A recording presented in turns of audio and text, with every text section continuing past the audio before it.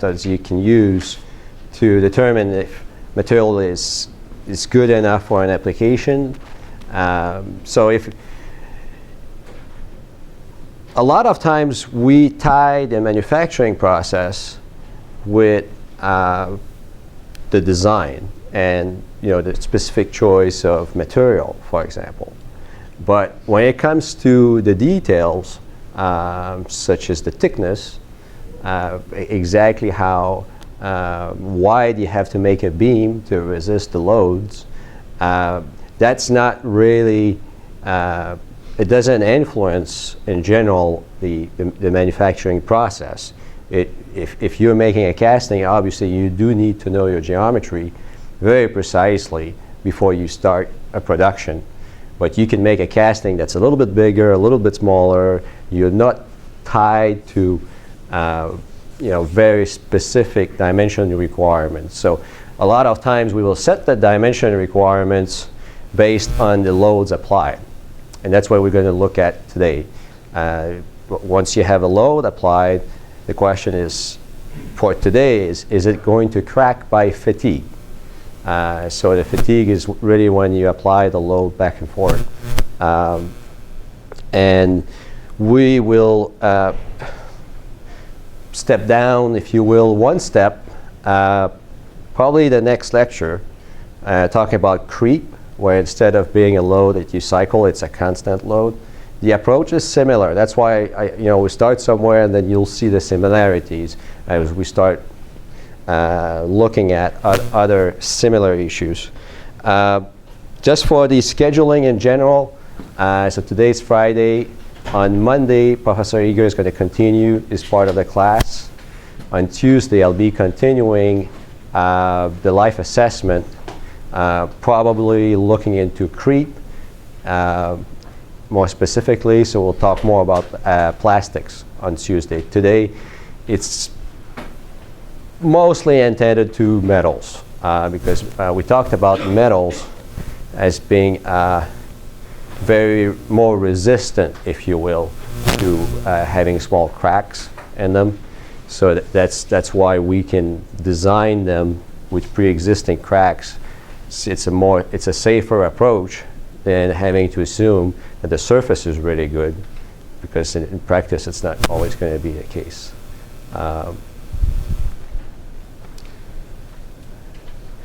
So going back here to this example, just to say that this test I did was by applying a constant amplitude force cycle. So we had, this is really going to be 0, and we have a stress, tension stress, and then it was going up and down in a sinusoidal way. That was the load applied for this sample. We discussed that multiple small cracks start on the inside, but we didn't really know about them, and they're not visible. We were looking at a change in the overall compliance of the sample. This was really a duck bone type sample, so we're looking at a bit like this.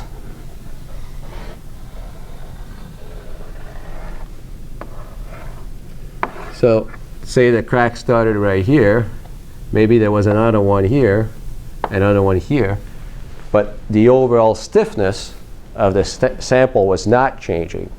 So there's no way to know exactly when the crack became visible, or of a visible size, but inside the part. So what we end up obtaining is really, for this loading, the number of cycle to failure. So I call that NF. Say about 200,000 cycle for that sample. So it's a little bit of a black box. You don't know out of that 200,000 cycles how many were for making a 0.2 millimeter crack is about the size you need to actually see it with your eye. So we don't know the time it took to get to that point, as opposed to making it what we have on the image, which is more than 1 millimeter crack. But to some extent, it's a little bit when we talked about the stress intensity factor.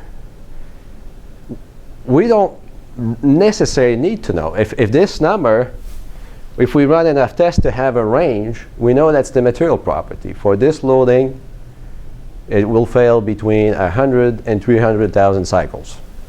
And we can design based on that. But we do have to run multiple tests because it will never fail exactly at the same time. If we use a different approach, and we'll go, let's do it this way.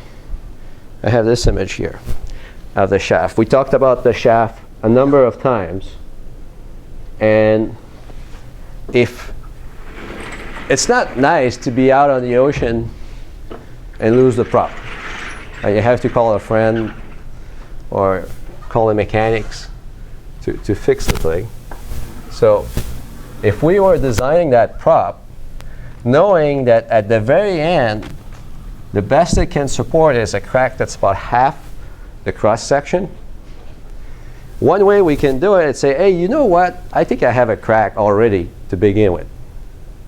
Day one, I start with a crack here that'd be 0.2 millimeter. So it's visible. In reality, you don't have it, but we'll just say we have it. And now we know our bending load, depending on RPM and everything. We have a good estimate for that. So the way we will evaluate that design is say, okay, so what will be my number of cycle to go from here to there?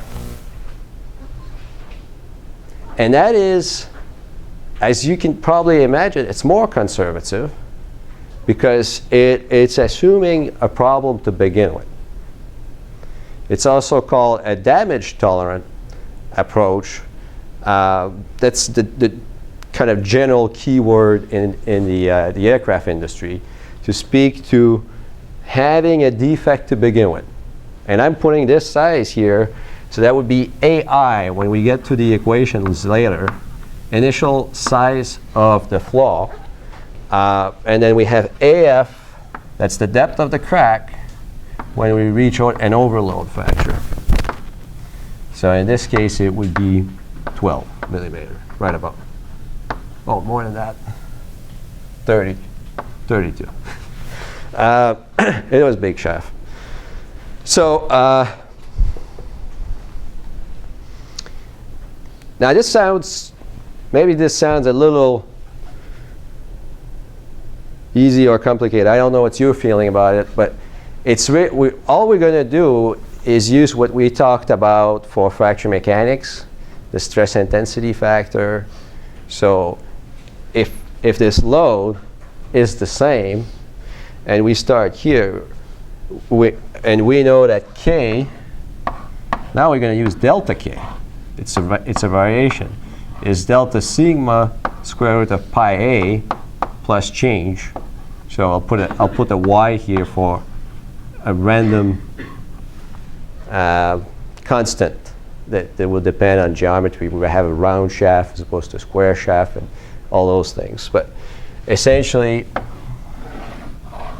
this is what we call the solicitation or the excitation of the crack at any point in time. So when we start here, A is smaller than when we finish here. We know, and that's intuition tells us, that the crack is going to grow faster.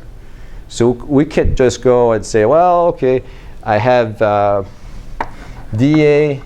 dN, which is my extension of crack length as opposed to number of cycle, equal a fixed number. This number will change depending on how intense the stress intensity is.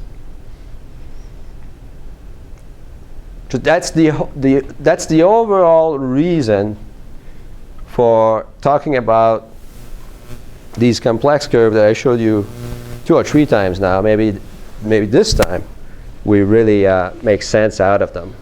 So this is a curve that tells us for a certain value of the demand, right? So all of this here from our previous class on fracture mechanics is the demand for a certain stress. In this case, a stress range. I just put a delta and a delta here. Otherwise, it's the same thing we've talked about. For a certain range in stress and crack length, this is the extent of the demand to grow the crack. And the equation I have on the board here tells us that, and there's a logarithmic function here for that demand of stress intensity. It gives us the shape of how the crack growth rate, that's the dAdn, same thing we talked about here. So I essentially said it's variable. Well, it's going up, all right? It's going up quite a bit because this is a factor of 100 here. It's a logarithmic scale, so you have a factor of 100 in growth rate between the lower level here we call the threshold and sort of an intermediate range here. And at the very end, you will reach close to our fracture toughness that we talked about as well. Now, the fracture toughness in this whole grand scheme is mostly going to give us an idea on how far we can go with AF here before it actually breaks. And we don't have to take it all the way here. Normally, the load's going to be multiplied a little bit, so we'll say, well, by the time we reach here, we don't really mind what's left. It's not a significant proportion of the life. When you think of it in terms of cycle, if when you start cracking till you reach the acceleration regime, you went up by 2 to 500 times your crack growth rate, well, it can't be that the very last bit's going to make a difference.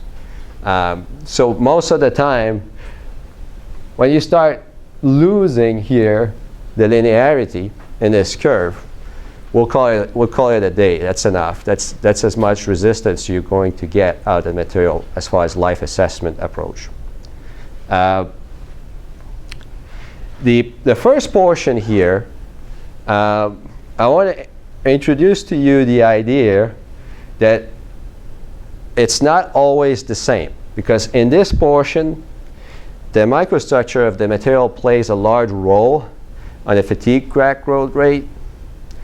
And sometime in design, you don't even know exactly what microstructure you're going to be using. So for an aircraft, for example, a lot of times we will mostly base the analysis in the linear portion, saying something is going to happen to give me a crack that it will already be going to the speed here. It could be a notch. It could be any form of machining defect. Or it could be an impurity in the aluminum. Aluminums, they're so reactive that when they make them in the factory, they always have a lot of inclusions in them. And these are preferential sites to start cracks, micro cracks. So that's exactly the idea. I want to introduce you to this material behavior now, because we'll put that next to each other. This is really the demand.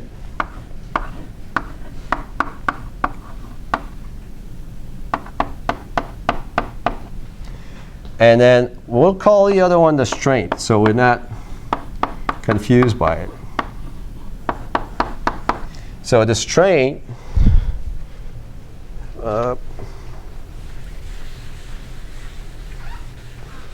you C or Y, it depends. C, yeah, material constant. C delta K to a certain exponent n.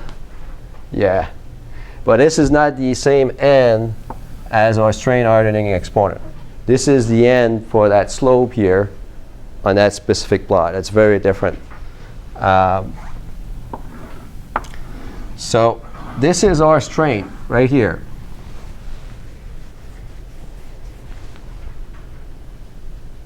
For fatigue crack growth.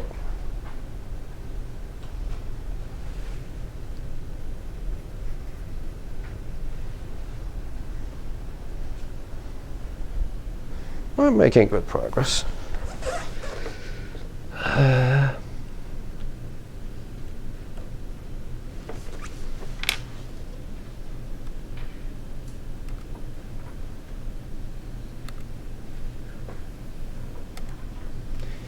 So the slides in blue are from a class that used to exist in course 3. I don't think it exists anymore. It was taught by Professor Suresh, who became dean and then head of National Science Foundation.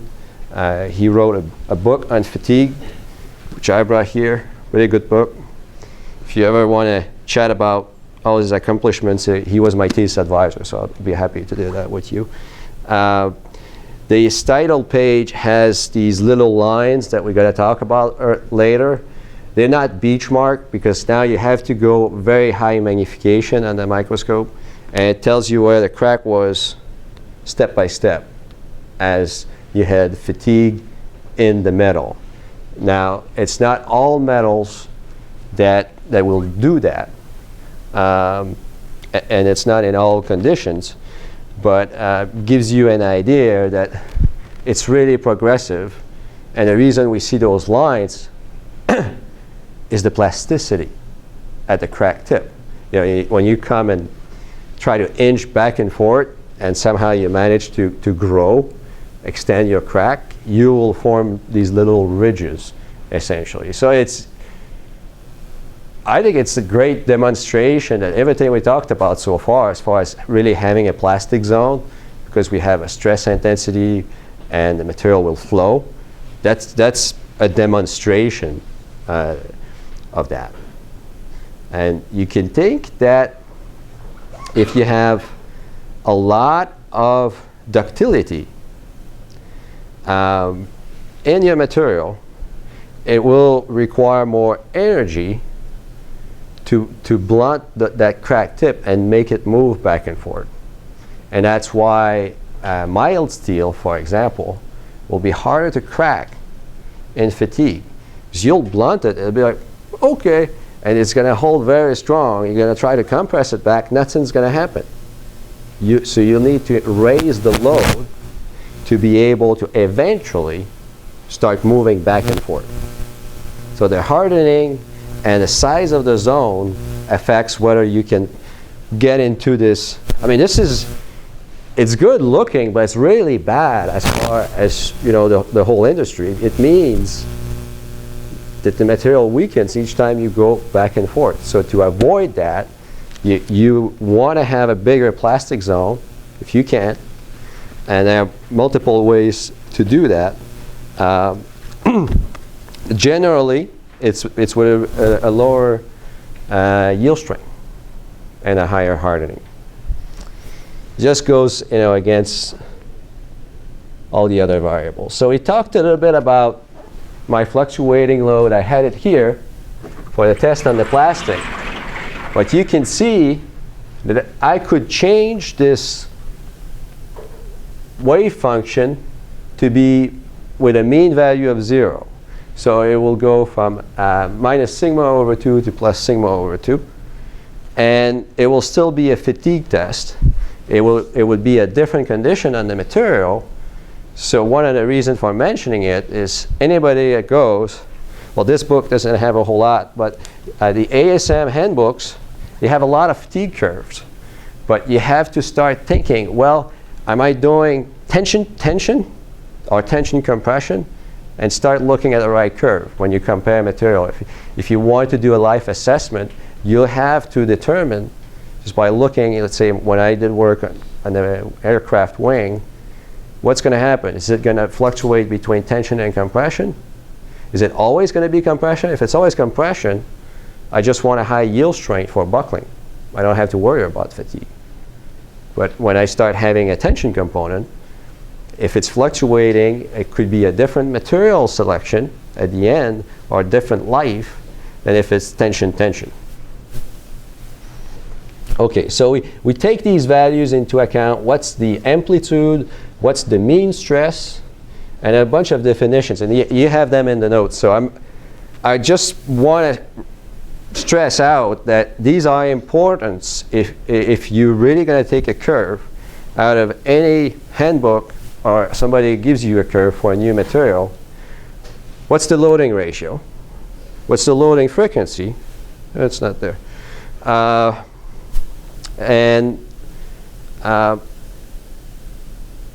What exactly are the characteristics of the material as far as heat treatment, for example?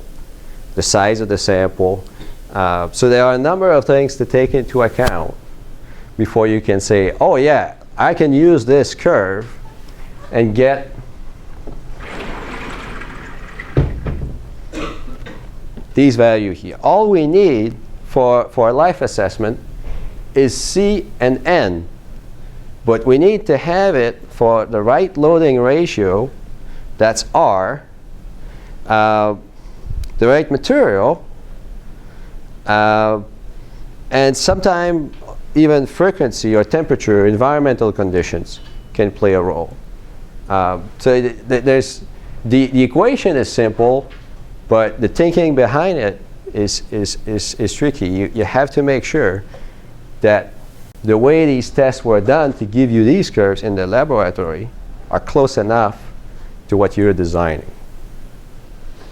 And sometimes you don't know, all right? So we'll be fair.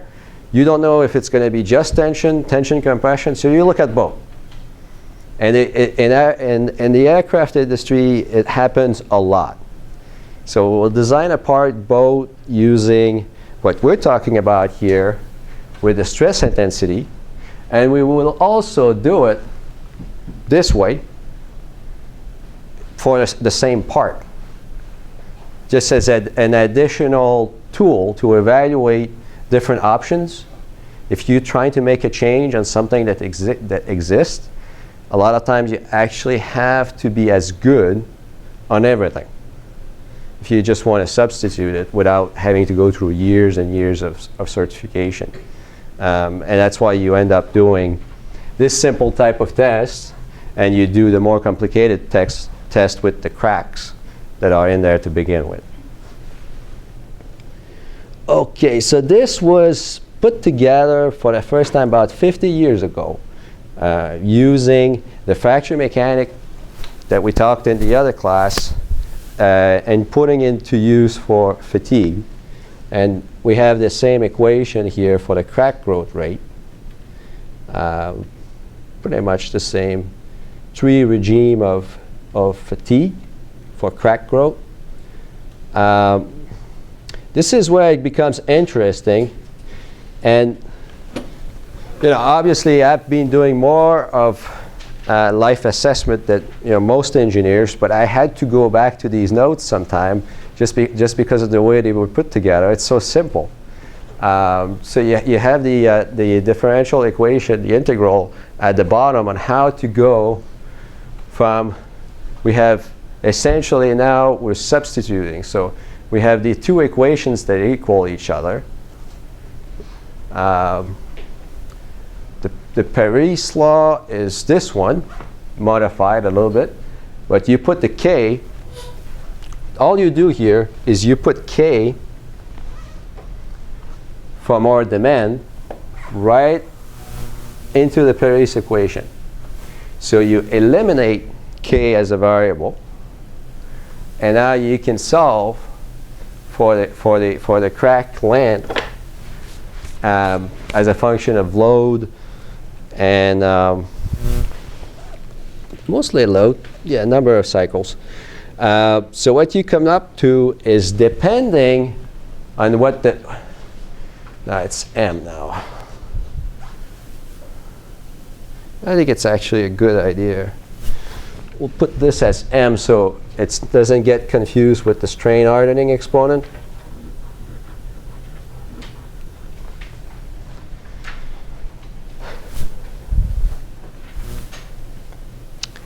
So depending if the value of m is exactly 2 or a different value, the slide number 14 allows you to determine how many cycles it's going to take to go from one crack length to the other.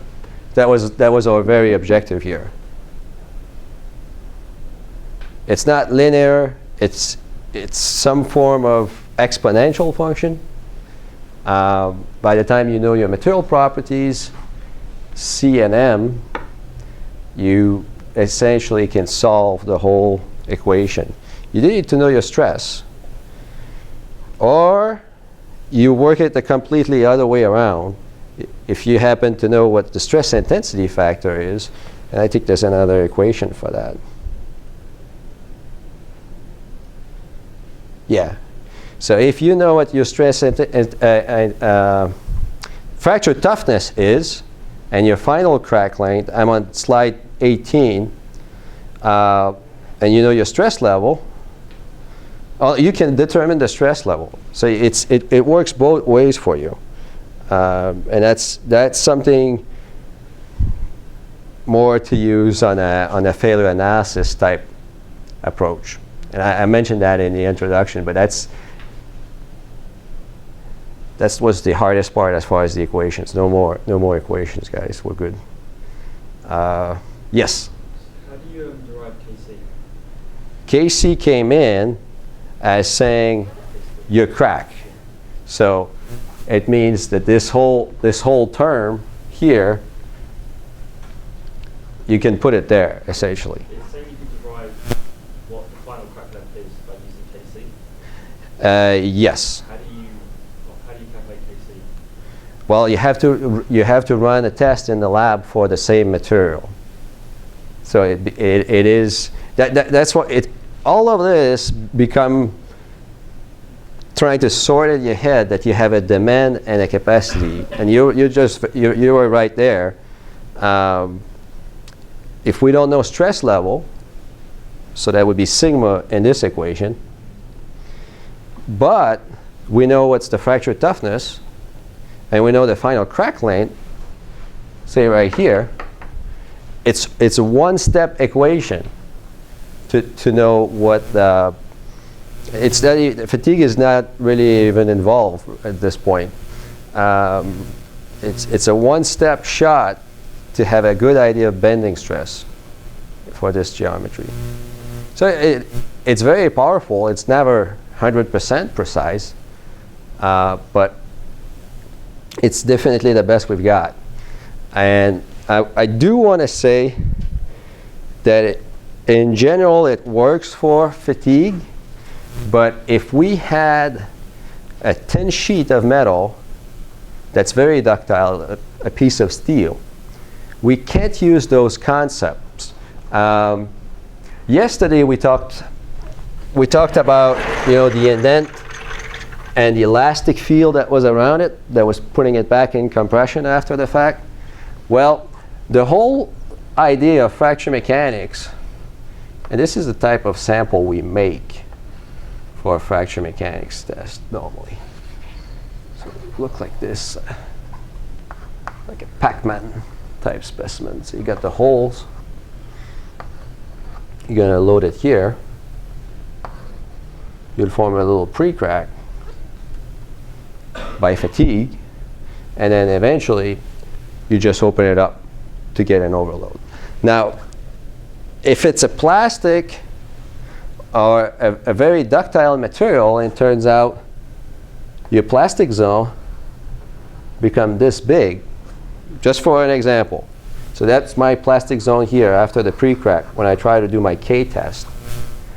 Well, my stress field that I assume, and we're going to call this linear elastic fracture mechanic. That's K. Our stress is supposed to go to infinity, but in reality, well, it stops here, and do it this way, well, it's becoming, if our actual stress is, we assume it to be that way, in reality it's probably going to be like this, and it's not precise anymore because our plastic zone is not small as opposed to the overall sample.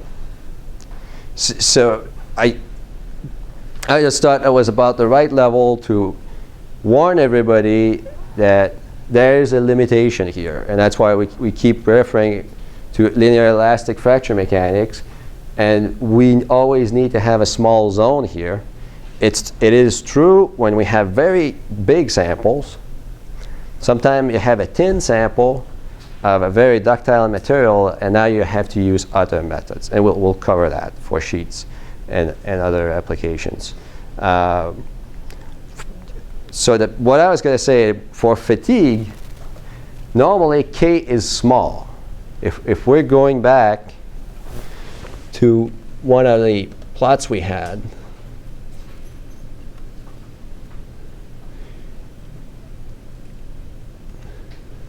so it's a log scale here.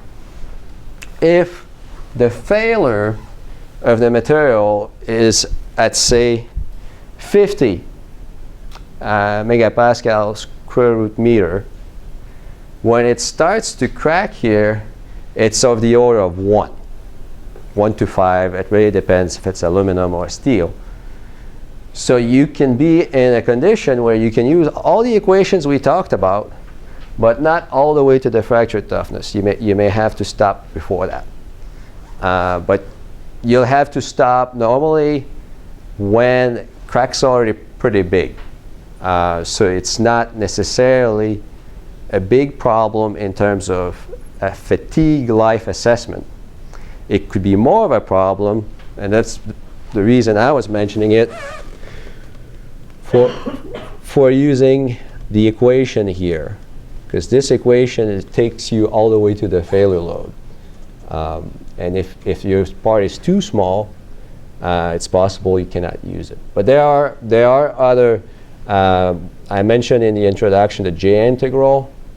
So it's a method that will allow you to take into account that you have a lot of plasticity in a small sample, and do the solution very precisely, but it's a lot more effort to do it. It's based on the same general idea, but it's just a lot more work. All right.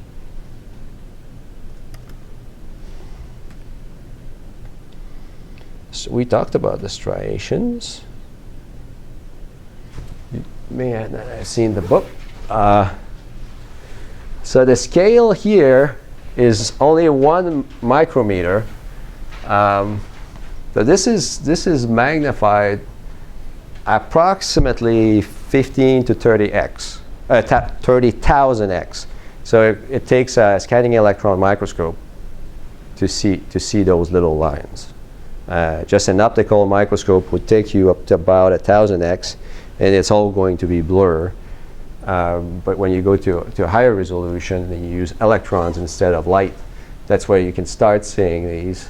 And you also see the little precipitates. These are the precipitates in the aluminum. And we talked about them as being a source of strengthening. But they are not so much of a great obstacle to grow the crack. Their effect is really on the hardening and the yield strength of the aluminum.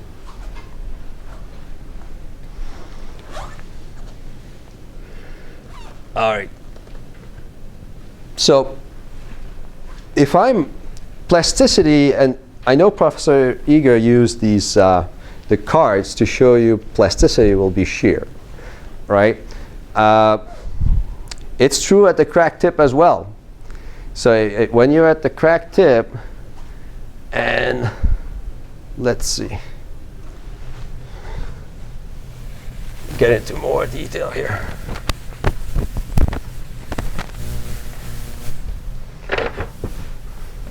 So if we have shear at the crack tip where we want to have plasticity, well, I guess you'll see, you can probably see that it's not possible to just have the shear like I've shown. You need to have a little bit of other mechanism than just shear to be able to keep the geometry in place. But we'll take it as the major deformation. And then there are some accommodation that needs to take place at the same time. Well, if you're able, when you're very small, say there's a grain, okay? There are grains, so that's not a bad assumption. I'm going through a grain, and I want to have this shear. If you remember, a grain is a crystal. It has all these very specific orientation of atoms. It will want to do the shear in a very precise orientation inside that crystal. And that's why at small plastic zone, if the plastic zone is only within a grain, the material will, the crack will be forced to follow certain characteristics, certain planes in the crystal. And that makes this part of the fracture more difficult to predict precisely. Because if it turns out you got a big grain that's oriented in a way that's hard to shear, to start shearing it, then for a little while you have more resistance. So your crack growth rate is going to be less to enter that grain. And then you go through these little tiny grains that are just going to go faster among those. So that's why I did, if you remember when I showed the graph, I said the first regime, we call it threshold regime, you are dependent on what's happening in your microstructure. Sometimes you may have grains that are big and grains that are small. It'd be very different than all grains are big kind of situation. And it's also something we discussed in the intro, that at that point, big grains is good, because it means that, say, my crack wants to go in a grain that's oriented this way. There you go. My crack wants to go this way inside the grain, but really when I'm at the level of the sample, my driving force would like to bring it this way. So now it has to take a detour with a reduced, what we call the effective or local K. So the stress intensity to grow a crack like this, when the stress is this way, is not quite as big as just to grow it straight out, like we talked about. So that's a little bit what this portion of the slides talk about, that you'll have roughness in your fracture surface, in your crack, that is related to the microstructure. The grains, the crystals, sometimes the precipitates may trigger turns in the fracture path. That's an example. So you see it's really going at 90 degrees for this specific crystal, because that's where the shear can actually take place. Shear can't go straight through, so it have to go up and down at plus or minus 45 degrees. So when you go through a series of these loading and unloading, you form these rough surfaces, and there's no specific significance to, this sequence can happen, but there are a lot of different sequences that can happen. And so that's again for a low stress intensity. And what happens sometime is the crack tip here will shear some this way. And the consequence of that is you'll start rubbing between the two fracture surfaces you created. And you could probably think of it this way. It's a good thing, because now when the crack is trying to close, there's something stopping it. So it gets less of an amplitude of deformation in the plastic zone, and you don't have as much growth. So you're reducing the variation of stress level at the crack tip. So it's opening. The extreme limit is I open the crack, I bridge it, and I remove the load, and then now I apply the same load again. Nothing happens. There's no fatigue anymore. So it's the same idea, except that it's maybe going back down half the way. It crushes on the opposite fracture, and then it does go back up again. It happens a lot, and it varies obviously if you're loading with your mean load. So if you're loading like this, it will happen. If you just say, oh, I'm going to load really like tension, then it's possible you don't have any closure of the crack. So that's why dealing with the first part of the curve is tricky, and to be conservative, we go more in what's called the Parise regime. The Parise regime is what gives us this equation here. This is the Parise equation for strain. And the reason why this is now less dependent on even grain size and a lot of other things is now we're deforming enough, we're really more into of a tensile specimen type loading.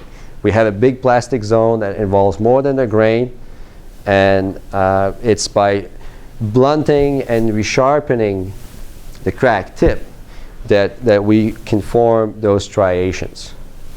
There was a question, I believe, last class about striations in plastics, and I mean at the end the plastic will go through the same process as here as far as opening and closing, opening and closing. It's just a question of whether you're going to see little ridges on it. It's nice to see them, but if you don't, you still have where the crack started, where it ended, and you have some idea how much the time it took to get from one point to the other. What we also do, if we want to create this type of curve, the Parise equation curve, and get those coefficients for a polymer, we can keep track of the crack when we're doing our Pechmann test. It's here. When we're doing this, we can really keep track of where the crack is. We don't have to go back after the fact on the microscope and say, oh, it was here at that point in time. So as we do the test, and even from just the compliance of the sample changes with crack length here a lot, we figure out that curve. So from an assessment standpoint, we don't need to go and look at striations. The same way that for fracture toughness, we don't go at the plastic zone size. I'm really trying to introduce you to it in detail so you have an understanding of why is it, for example, that the cyclic load will really grow a crack. And the answer really is by blunting it and resharpening it. Blunting it, resharpening it. Ceramics are a little bit the same way. You'll have some plasticity in ceramics, so you can have fatigue in ceramics as well, structural ceramics. But the Parise equation, this curve here, will be a lot steeper. So for a more limited range of variation in your stress level, you have a much bigger change in a crack growth rate. And you can put, when they put stabilizers, sometimes it's to help prevent these cracks that are forming at the tip where you have some plasticity to grow too fast. The idea is to add crack arresters, so you can have more plasticity and absorb more energy. But it all boils down, I mean, this plot, as far as dealing with any cyclic load or constant load, which we'll talk on Tuesday on constant load, is very helpful. Obviously, you have to keep in mind there's language involved between what is the excitation we're putting on the material as opposed to what is really the response of the material that we essentially always end up running a test to determine. And everything else that's in between is for us to understand when we get results that are different, roughly what happened. So we raised the yield strength.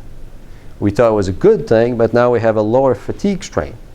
Well, we know now that the bigger the plastic zone, the more resistant the tip will be to deforming back and forth. That's really the way to think about it. That you'll need more K to move this chunky plastic zone to get it to smear and move any further. Well, I would welcome questions at this point. We have a few minutes. Anything that comes to mind?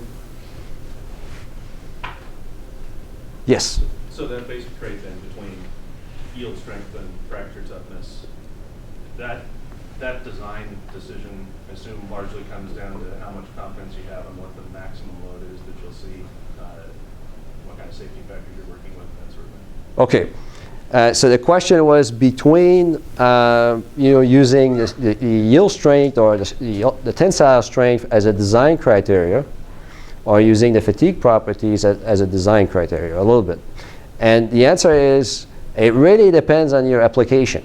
If it's a compression application, the compression part of the wings on an aircraft will be determined by, you'll go for a higher compressive strength, yield strength. The tension part, you'll really be worried about developing cracks, environmental stress cracks, and that will be your design criteria. You'll say yield, you know what? Maybe I'll use it as a quality control, so I'll keep track of it, make sure my material is all good, but it's not what's going to govern the design. That was a good question. Anything else? Yes? So on that, up there you have the stress, amplitude and all that stuff. What stress is that? If I were to run like an FEA model on something and I have, loading case 1, loading case 2, is this going to be like max principal of one and then min prin of the other? Well, okay, so what we talked about is mostly unidimensional. And if you go to FEA, yeah, you'll look for max principal, because if it makes sense for that max principal to be a location of initiation. So you have to identify your location of initiation and look for the maximum tension there. And if you have combined loading, you have to include other factors. Right now, we've been concerned with a crack this way, and we're trying to open it up this way, but we'll definitely talk about sometime you can have multiple loading conditions applied. Very good.